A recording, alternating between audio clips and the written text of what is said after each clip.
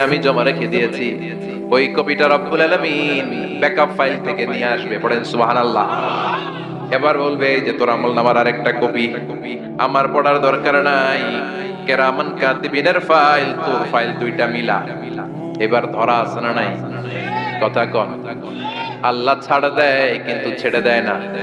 আল্লাহ ছাড় দেয়, কি দেয়? ফেরাউন রে কি দিছিল? ছেড়ে দিছে। নমরুদ রে কি দিছিল? ছেড়ে দিছে। আবু জাহিল্লারে কি দিছিল? ছেড়ে দিছিল। এখনো দেখা যাচ্ছে আল্লাহ অনেক ছাড় দেয়, অনেককে অনেক ছাড় দেয়, সুযোগ দেয়, কিন্তু তিনি ছেড়ে দিবে না। চিৎকার করে বলেন ঠিক কিনা? পড়, এই তোর আমলনামা, এই কেরামান কাতিবিনের ব্যাকআপ ফাইল মিলিয়ে মিলিয়ে দেখবে প্রতিটা বাক্য নয়, শব্দ নয়, অক্ষরে অক্ষরে মিলে যা। পালাবার কোনো সুযোগ আছে? চিল্লায় বলেন আছে। এরপরে বলবে আল্লাহ আমি করি নাই। কি বলবে? কারণ মিছা কথাটা যদি পার পাওয়া যায় লস কি তাতে? বলবে আল্লাহ আমি করি নাই। আল্লাহ বলবে আমার কাছে আরো প্রমাণ আছে, তোর মাথাটা উপরের দিকে কর, এরকম কর। আল্লাহ বলবে তোর এইখানে একটা ছোট্ট লকেট, সিম কার্ড, ডিজিটাল লকেট আমি প্রত্যেকের গলায় দিয়ে দিয়েছি। তুই দুনিয়াতে যা বলেছিস, যা করেছিস, সবকিছু এই ডিজিটাল লকেট আমি তুলে দিয়েছি। আল্লাহর কোরআন সাক্ষী, বানি ইসরাইল আল্লাহ বলেছেন ওয়া কুল্লা ইনসানিন আলজামনাহু তায়রাহু ফি উনুকিহি ওয়া নুখরিজু লাহু ইয়াওমাল কিয়ামাতি কিতাবান ইয়ালকাহু মানশুরা। প্রতিটা মানুষের এই যে গন্ড দেশে সূরা বানি ইসরাইল খুলে দেখেন, এইখানে রব্বুল আলামিন একটা লকেট দিয়েছেন। যা বলি যা করি ওই লকেটের মধ্যে সিম কার্ডের মতো তুলে রেখেছে কে? ওইখান থেকে আল্লাহ প্রিন্ট আউট করে আরেকটা আমলনামা বের করবে। এবার বলবে তিনটা মিলা। এবার বাইরে গেছে আরেকটা। এতক্ষণ ছিল কয়টা? দুইটা। এখন হইছে কয়টা? তিনটা মিলা। মিলা মিলাইতে থাকবে। কি আর মিলাবে? আকাম কুকাম সব লেখা। কই যায়, কিভাবে পার পায়? বলবে আল্লাহ সবই ঠিক আছে কিন্তু আমি করি নাই। বিচার মানি কথা কয় না। বিচার মানি তাল গাছ আছে শেখরপুরে, আছে আছে। বিচার মানি তাল গাছ আমার। আল্লাহ আমি করি নাই। আল্লাহ বলবে আমি আরো প্রমাণ আছে আমার কাছে। তোর প্রতিটা আমলনামার প্রথম পৃষ্ঠায় দেখ তোর আঙ্গুলের ফিঙ্গারপ্রিন্ট আছে। সুবহানাল্লাহ কোন? ফিঙ্গারপ্রিন্ট বুঝেন? আঙ্গুলের ছাপ।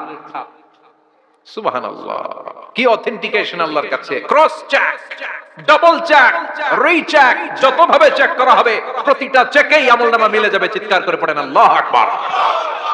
আয়াহসাবুল ইনসানু আল্লান নাজমা ইযামা বালা কাদিরিনা আলা আন নুসাউইয়া বানানা। মনে করেন না আঙ্গুল এমনি এমনি দিছে।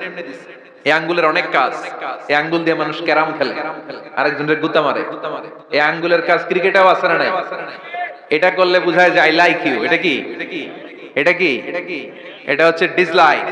হ্যাঁ, আবার ক্রিকেটে দুইটা তুললে কি হয়? ওই যে সব মুখস্থ। এরপরে একটা তুললে কি হয়? খাইছে খাইছে, সব মুখস্থ। দুইটা তুললে ছক্কা, একটা তুললে বাইরে। তুই বাড়ো বেড়া, ঠিক কিনা? আল্লাহ বলেন বিভিন্ন খেলা খেলো, আঙ্গুল দেখাও, ছক্কা মারো, আউট দাও, কিন্তু এইখানে তোমার আঙ্গুলের ছাপ আছে না নাই? কি আজীব তামাশা। একটা আঙ্গুলের ছাপের সাথে আপনি খেয়াল করে দেখবেন, এখানে ছোট্ট ছোট্ট, খুব খেয়াল করলে দেখা যায় এরকম রেখা দেখা যায়, গোল গোল গোল গোল গোল গোল গোল গোল। কিভাবে মিলেছে?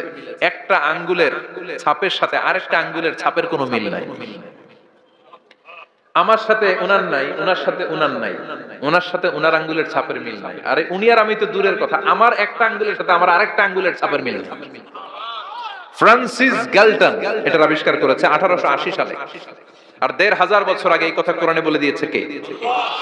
এখন ইমিগ্রেশনে গেলে লাগে, সিম কার্ড তুলতে গেলে বায়োমেট্রিক অথেন্টিকেশন লাগে, তারপরে ইমিগ্রেশনে লাগে, পাসপোর্ট অফিসে লাগে, দলিলে লাগে।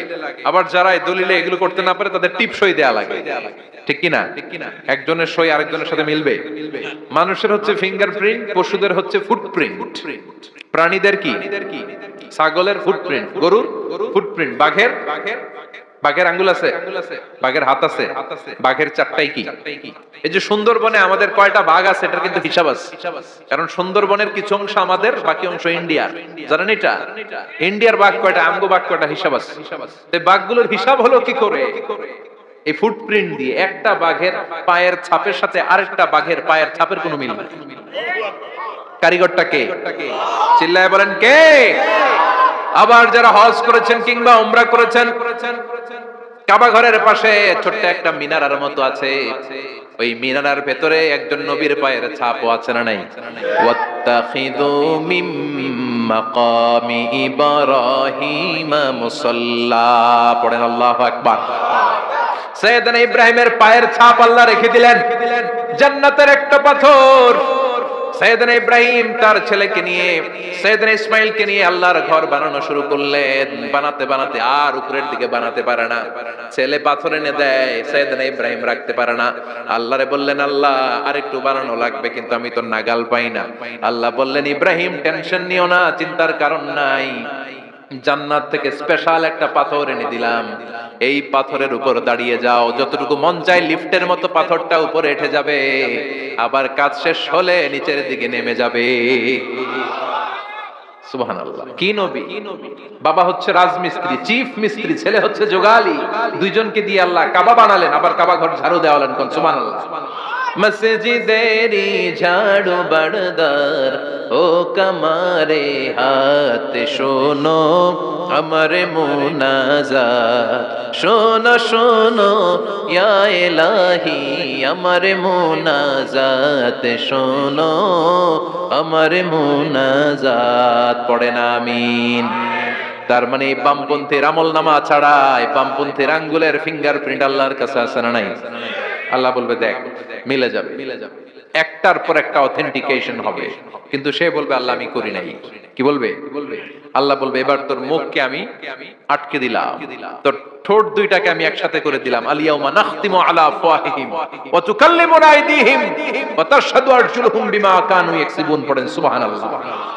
এবার ওর ঠোঁট বন্ধ হয়ে যাবে, মুখ দিয়ে আওয়াজ নাই, ওর হাত বলবে আল্লাহ এই হাত দিয়ে অন্ধকার রাতে আমি একজনকে মেরেছি, এই পা বলবে এই পা দিয়ে আমি ওই জায়গায় অন্যায় কাজ করার জন্য গিয়েছি। সাক্ষী আছে না নাই? কথা বলেন। সেদিন বাঁচার কোন উপায় আছে? এজন্য আল্লাহ বললেন ওয়া আম্মা মান খাফফাত মাওয়াজিনুহু ফাউম্মুহু হাওিয়া ওয়া মা আদরাকা মা হিয়া নারুন হামিয়া, পড়েন আল্লাহু আকবার। ওই দিন বাঁচার উপায় নাই, ওই দিন তার কপালে আছে আগুন। ওই দিন কপালে কি? নারুন হামিয়া, the blazing fire, the blazing fire, জ্বলন্ত প্রজ্বলিত আগুন।